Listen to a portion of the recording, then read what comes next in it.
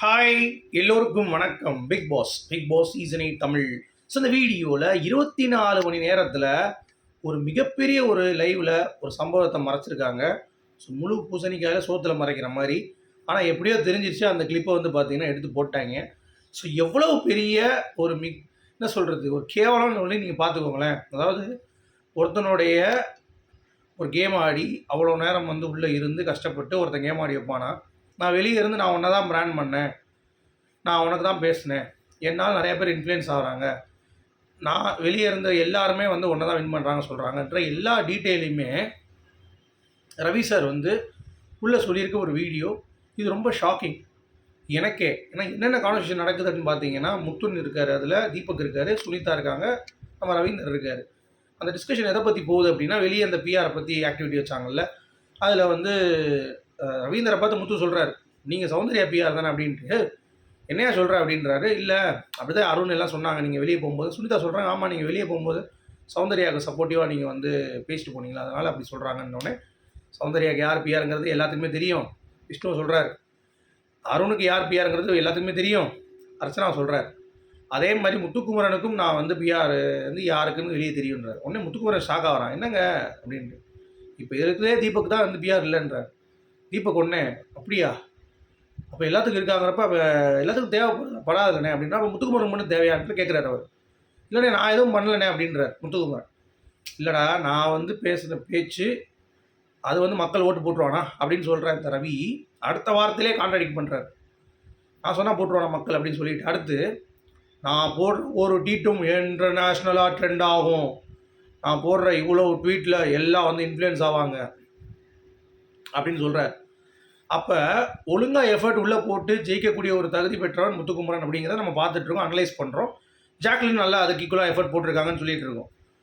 அப்போ அந்த விளையாட்டை ஒரே நிமிஷம் இந்த வெளியே இந்த பிஆர் ரெஸ்ட் வந்திருக்காங்கல்ல, அந்த சௌந்தர்யா இந்த குரூப்பு, அது கூட ஈஸியாக ஒத்து போகிற மாதிரி ஆயிடுச்சு. இப்போது அப்போ விஷ்ணுவுக்கு வந்து சௌந்தர்யா பிஆர் வச்சுருக்கான் அப்படின்னா, அப்போ முத்துக்குமரன் நீங்கள் பண்ணது பிஆர் தானே, அப்போ அவனுடைய வெற்றி வந்து முடிஞ்சிச்சுல.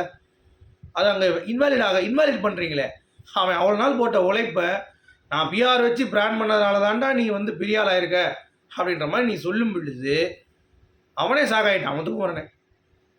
அவனுடைய இதோடைய புரிதல் என்னென்னா, அவனுக்கு இல்லைன்னு சொல்ல வரான். முத்துக்குமரன் நான் எதுவுமே சொல்லலை, நான் ஃப்ரெண்ட்ஸ் சர்க்கிள்கிட்ட பேசிட்டு வந்திருக்கேன்னு சொல்கிறான், அவ்வளோதான். இப்போ அந்த ஃப்ரெண்ட்ஸ் சர்க்கிள் வந்து கொஞ்சம் மீடியா சர்க்கிள்னால என்ன பண்ணியிருக்காங்க, சரி சும்மா போகக்கூடாதுன்னு சொல்லி அவங்க ப்ரொமோஷன் கொடுத்துருக்காங்க. இதுதான் நடந்திருக்கு. ஊருக்காரவங்க பண்ணுறதெல்லாம் வந்து பார்த்தீங்கன்னா, இப்போ நான் வந்து விருதுநகர் என் ஊர், நான் உள்ளே போகிறேன் பிக் பாஸில் அப்படின்னா எனக்காகவே வந்து உள்ளே வெளியே பண்ணுவாங்க. அது வந்து பெரிய மேட்ரு கிடையாது, மக்களுடைய அன்பு, அதை நம்ம டவுட் பண்ண முடியாது. எனக்காக, ஏன்னா நான் என் படம் வந்து விருதுநகர் ரிலீஸ் பண்ணேன் ஆக்சுவலாக 2012. அப்போ கூட எனக்கு பேனர்லாம் வச்சாங்க.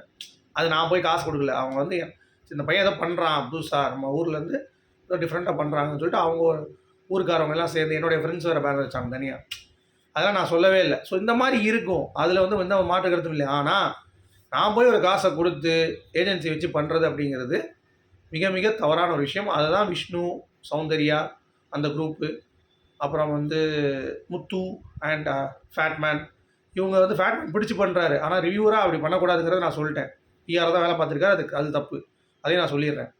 முத்துடைய ஃப்ரெண்ட்ஸ் வெளியே வந்து கொடுத்து இந்த மாதிரி மண்ணின் மைந்தன் ப்ரமோட் பண்ணுங்கள், சினிமா ரிவ்யூஸ்லாம் காசை கொடுத்து பண்ணியிருக்காங்க, அதுவும் தப்பு. சரியா? அடுத்து ஜாக்குக்கு ஒரு ஏஜென்சி வச்சு அவங்களும் வந்து பண்ணிகிட்டு இருக்காங்க அப்படிங்கிற அதுவும் தப்பு. அப்போ யாருக்கு தான் இந்த கப்பு கொடுப்பீங்க அப்படின்ற இப்போ ஒரு கேள்வியே வந்துருச்சு பாருங்கள்.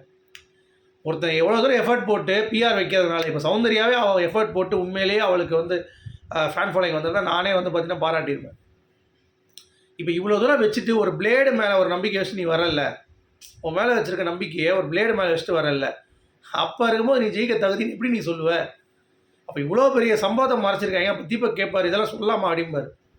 சுனிதாவும் கேட்பாங்க, இதெல்லாம் சொல்லலாமா வெளியே நீங்கள் அப்படின்ட்டு. ஏன்னா இன்டர்வியூ நீங்கள் கொடுத்தீங்களா, எல்லா கேள்வியும் தீபக் கேட்பார். இல்லை இன்டர்வியூ சுனிதா தவிர எல்லாம் கொடுத்தோம் அப்படின்பார் ரவீந்தர். சுனிதா வந்து வான் பண்ணிடுவாங்க, இந்த மாதிரி கொடுக்காதீங்க அப்படின்னோடனே, ஆமாம் முத்துக்குமரன் உடனே பேசாதீங்க, தயவு செஞ்சு பேசாதீங்க அப்படின்னு சொல்லி முடிச்சு விட்ருவாங்க. இது டெலிகாஸ்ட் ஆயிருக்கு லைவில். நமக்கு இந்த கிளிப் இப்போ தான் வந்துச்சு, பார்த்தேன்.